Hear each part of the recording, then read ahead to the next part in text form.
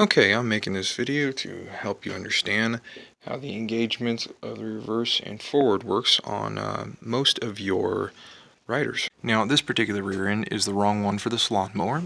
I got the other one sitting right over there in pieces. I'll get to that in just a second.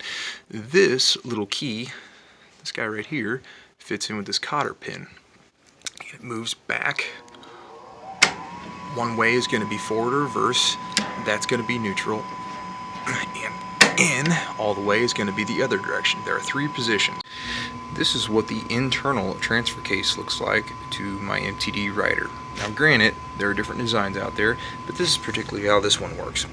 You can find the part number on the bottom side. If you just look under it, it'll look kind of like that. That's where you'll find it, MTD 7190313. Again, that'll be on the bottom side. You'll notice that this pin has notches, 1, 2, and 3. There used to be a little spring that's set right there inside of the spring-loaded spring, and that helped go click, click, click. Well, that little ball is actually missing. You will notice that there is daylight behind this. Somebody actually overloaded it and blew it in half. Now, I could potentially solder this, but these dimensions are no longer true, and it would be pointless to repair, so I am not. This is basically your selector fork. When this moves back and forth, it pushes these gears back one way or the other. If I remove this, you will see how it locks in place with these gears. One gear is going to be your forward, the other gear is going to be your reverse. When it does, it locks the shaft in. When the shaft is locked in, this gear will either spin one way or the other way, and that's your reverse. And that will go off of this gear right here, which is your main drive. You'll see this little gear right here. He actually goes in between your reverse and forward gears.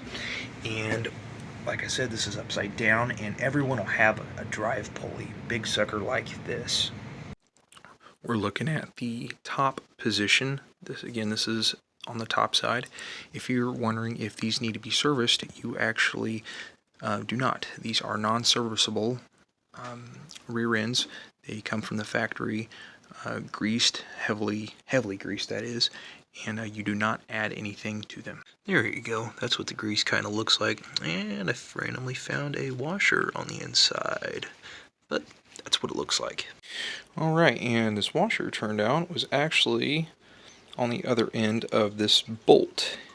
And this bolt has actually been snapped in half, which would explain why I have a gaping hole where the nut was forced out.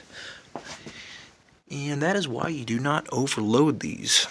This is an open differential. Watch the centerpiece. You'll notice it spin. One wheel wonder, some people call it.